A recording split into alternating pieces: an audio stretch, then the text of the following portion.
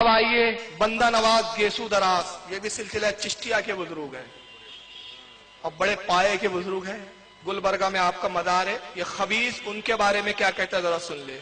پھر بندہ گیسو دراز کی یہ حقیقت، اور یہ شیعہ تھا پرلے درجے کا زندیق، شیعہ لونڈے باز، پرلے درجے کا زندیق، شیعہ لونڈے باز۔ توہین رسالت صلی اللہ علیہ وسلم جو سلمان رشدی نے بھی نہیں کی ہوگی، جو کسی کافر ہندو نے بھی نبی کریم صلی اللہ علیہ وسلم کی وہ توہین نہیں کی ہوگی جو اس خواجہ نے کیا ہے، اس خواجہ بندہ گیسو دراز نے کیا ہے۔ آؤ نمونے میں آپ کو بتاتا ہوں۔ تیرا پیر قبر میں سویا ہوا تیری کتاب بولتی ہے تو کس طرح کا بدبخت ہے، تو کس طرح کا نبی کا گستاخ ہے کہ سلمان رشدی، شیعہ رافضیوں نے بھی یا کسی کافر ہندو نے بھی وہ توہین نہیں کی ہے جس طرح سے اس تیرے گلبرگہ والے پیر نے کی ہے، اور تیرے تمام ولیوں نے کی ہے۔ تیرے تمام امام گستاخ ہیں، بدبخت ہیں۔ امت کے سامنے چولے پہن کے محبت رسول، عشق رسول، نعرے رسالت کے نعرے لگا کے امت کو گمراہ کرتے ہو۔ آؤ میں ان رازوں سے پردہ اٹھاتا ہوں اور میں تمہیں تمہارا حقیقی وہ یہاں روک رہا ہوں میں، آؤ میں راز اٹھاتا ہوں۔ اب یہ ہجڑے سے ملنا کہاں ہے، اس کا اتا پتا تو پتا چلے۔ ہجڑا تو وہاں سعودیہ میں چھپ کے بیٹھا ہوا ہے، رہتا ہندوستان میں تھا، ٹکڑے ان کے توڑ رہا، تلوے ان کے چاٹ رہا ہے، تو ہجڑے سے ملنا کہاں۔ میں اس ہجڑے کو بار بار چیلنج کر رہا ہوں نا، کوئی ملنے کا راستہ تو بتا تو، ورنہ تو ہماری ذمہ داری لے حفاظت کی، سعودی آنے کے لیے ہم تیار ہیں، حفاظت کی ذمہ داری لے ہماری۔ تم تو ظالم و خبیث، تم کس سے بات کب کرتے ہو؟ کتابوں سے۔ ہمارے سنی وہاں جاتے تو ڈنڈے سے بات کرتے ہو تم لوگ خبیث۔ کبھی کو بات کرتے ہو کسی عالم سے کہ بھائی چومنے پہ بات کر لی جائے، زیارت پر بات کر لی جائے؟ نہیں، بس وہیں پہ وہ 10x10 کے کمرے میں چیلنج بازی کرتا بیٹھا ہوا ہے۔ اب ہمت ہو تو میدان میں آ، ہندوستان کا رہنے والا، مبارک پور کا رہنے والا ہے تو اپنے وطن آ، ہم یہاں سے مبارک پور جائیں گے تیرے پاس، ہجڑے تیرے پاس۔ مگر یہ ہجڑے کو توفیق نہیں ہوں گی، اور وہ گلبرگہ والے بزرگ کو ہجڑا بتا رہا ہے۔ وہ بدبودار چہرہ دکھاتا ہوں جس کی آڑ میں شیطان، جس کی آڑ میں شیطان بیٹھا ہوا ہے۔ تم کس طرح سے امت کو داتا گنج بخش لاہوری کی گستاخی، غریب نواز کی، بندہ گیسو دراز بندہ نواز کی، اور حضرت شیخ ابو الحسن نوری جو اعلیٰ حضرت کے مشائخوں میں ہیں، اعلیٰ حضرت کے ہم مسربی ہے، شیخ ابو الحسن نوری سید النسب سادات خانقاہ ماہررہ کے بزرگ، ان کے بارے میں خبیث کیا بولتا ہے ذرا سن لیں۔ کیا میں آپ کو بتاؤں، کیا میں بتاؤں۔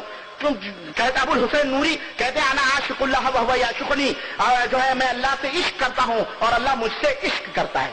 اس خبیث سے، بد شکل سے پتہ نہیں۔ اور یہ ابو الحسین نوری احمد رضا خان صاحب نے ملفوظات کے اندر بڑا بہترین ذکر کیا ہے، وہ تفسیر ہے، اس میں نہیں جانا چاہتا۔ اسی طرح سے میں آپ کو کیا بتاؤں بستامی، بایزید بستامی کے بارے میں، اور اسی طرح سے کیا کہتے ہیں، یہ کہتے ہیں کہ مولوی ہرگز نہ شد مولائے روم، میرا جو پیر تھا اس کے باپ کا جو مزار بنا ہوا ہے، اس کے مزار کی گنبد میں یہ شعر لکھا ہوا ہے کہ مولوی ہرگز نہ شد مولائے میر تا غلام شمس تبریزی نشد۔ جب تک تم شمس تبریزی جو زندیق تھا، جو کافر تھا، تم شمس تبریزی جو زندیق تھا، جو کافر تھا، جب تک تم اس کے غلام نہیں ہوگے، جب تک تم عالم نہیں ہو سکتے۔ شمس تبریز، کافر، زندگی، یہی ایک بات پورے جنتی، پوری روئے زمین پر یہی بچا ہے، ہجڑا۔ میں ہجڑا اس لیے بول رہا ہوں کہ اس نے خواجہ کو ہجڑا بولا ہے۔ جو خواجہ کو ہجڑا بولے وہ ہمارے نزدیک ہجڑا ہے، وہ خود ہجڑا ہے سب سے بڑا۔ اب میں 3 باتیں یہاں سنانا چاہتا ہوں، میں نے چند گستاخی کی جھلکیاں بتائی، وقت نہیں ہے کہ اور بھی سناؤں میں۔ 3 باتیں، پہلی حدیث، دوسرا حدیث کی روشنی میں واقعہ، اور تیسرا بزرگ کی کتاب کا ایک واقعہ۔ پہلی حدیث سن لیجیے، اللہ کے رسول نے فرمایا جو میری امت میں ایسا بدترین ہو کہ جو میرے اہل بیت کا حق نہ جانے۔ میرے اہل بیت، غریب نواز سادات سے سید اہل بیت میں ہے، ابو الحسن نوری سادات ہے، خواجہ بندہ نواز سادات ہے، ان سید سادوں کی خبیث نے توہین کی، اور اللہ کے نبی نے 1400 سال پہلے فرمایا جو میرے اہل بیت کا حق نہ پہچانے وہ 3 حال سے خالی نہیں، یا حرام کی اولاد ہے۔ میں حدیث سنا رہا ہوں، حوالہ لے لو، بہقی شریف شعب الایمان میں لکھا، بہت حوالے میرے پاس، ابھی وقت نہیں ہے کہ میں تقریر سناؤں۔ اللہ کے رسول کہتے 3 حال سے وہ خالی نہیں جو میرے اہل بیت کو گالیاں بکے اور ان کی توہین کرے، یا تو وہ حرام کی اولاد ہے، یا حیضی بچہ، یا منافق۔ چوتھی کوئی کیٹیگری نہیں ہے، معراج ان تینوں میں سے ایک ہے۔ لیکن میرا عشق کہتا ہے یہ حیضی بچہ بھی نہیں، یہ حیضی بچہ بھی نہیں، منافق بھی نہیں کہتا، یہ حرام کی اولاد ہے، اس کے نطفے میں خطا ہے۔ اور کیوں ہے سن لے، ولید ابن مغیرہ تھا ایک خبیث، اللہ کے نبی کو مجنوں کہا اس نے، محمد تم دیوانے ہو، اور یہ بھی مجذوبوں کو پاگل کہہ کر ان کو گالیاں بک رہا ہے۔ وہی بات ہے، اس نے رسول کو گالی بکی تھی اور یہ نائب رسولوں کو گالیاں بک رہا ہے، اس نے گالی بکی تھی۔ ولید ابن مغیرہ نے کہا محمد تم مجنوں، اللہ نے اس کے 10 عیب بتائے، اے محمد آپ غم نہ کرے، یہ آپ کا کیا عیب بتائیں گا، آپ کو تو ہم نے بے عیب پیدا کیا ہے، مبرئن من کل عیب کانک قد خلقت کما تشاء۔ اے محبوب ہم نے تو آپ کو ایسا پیدا کیا جیسا آپ پیدا ہونا چاہتے تھے، ہم نے ہر عیب سے آپ کو پاک پیدا کیا ہے۔ تو اللہ تعالیٰ نے قرآن میں آیت نازل فرمائی، مجھے پارہ یاد نہیں، نہیں مجھے کون سے پارے میں، 29ویں پارے میں، بہرحال آیت یاد نہیں آ رہی، حضرت کو یاد ہے انشاءاللہ، 29ویں پارے میں دیکھ لے، 10 عیب گنائے، پہلا عیب بخیل ہے، یہ ہے، یہ ہے، یہ ہے، اور آخری 10واں عیب حرام کی اولاد ہے، نطفے میں خطا ہے۔ جی اصل میں خطا ہے، تلوار لے کے ماں کے پاس پہنچا، کہا محمد جیسے بھی ہے مگر جھوٹ کبھی نہیں بولتے، اور محمد پہ جو اترتا ہے وہ کلام بھی سچا ہے، اللہ نے اس کے رب نے کہا ہے آج تک تو بڑی پارسا بنی بیٹھی ہے، بتا میرا باپ کون ہے، کہا وہی ہے تیرا باپ مغیرہ ہے، کہا مغیرہ میرا باپ ہو ہی نہیں سکتا، محمد نے کہا، محمد کے رب نے کہا بتا ورنہ میں تلوار سے قتل کر دوں گا۔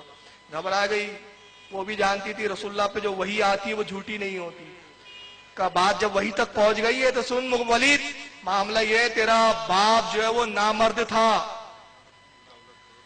اور دولت بہت تھی، مجھے اندیشہ ہوا بھتیجے اس کے ساری دولت پہ قبضہ کر لیں گے، کھا لیں گے، اور میں بھی دولت سے بے دخل ہو جاؤں گی، ایک چراغے سے منہ کالا کیا تو پیدا ہوا، معراج بھی مبارک پور کی پیداوار دکھ رہی ہے کہیں کی غلط۔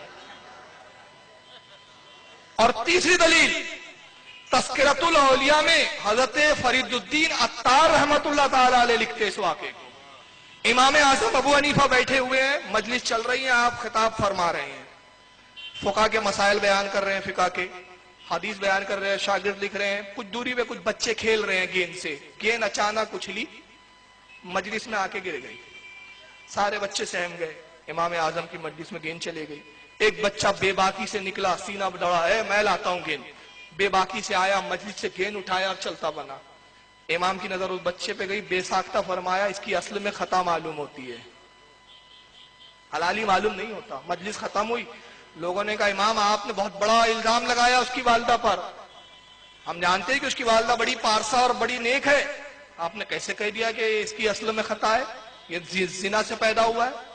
کہا میری زبان سے نکل گیا اور اللہ نے میری زبان سے کہلوا دیا، میں اس کی ماں کو نہیں جانتا، اس کے باپ کو نہیں جانتا، ہاں تم تحقیق کرو۔ تحقیق کی گئی تو واقعی معلوم ہوا کہ خطا تھی، زنا سے ہی پیدا ہوا ہے۔ آئے کہا امام واقعی ہم نے تحقیق کی تو آپ کی بات سچ ہے، مگر یہ تو بتائیے کہ آپ کی زبان سے نکلا کیوں؟ کہا اس لیے کہ جو بزرگوں کا ادب نہیں کرتا وہ حرام کی اولاد ہوتا ہے۔ یہ تو اماموں نے حدیثوں نے فیصلہ کر دیا، جب بھی کسی کو اللہ رسول اور بزرگوں کی گستاخی کرتے ہوئے دیکھو سمجھ لو نطفے میں کھوٹ ہے۔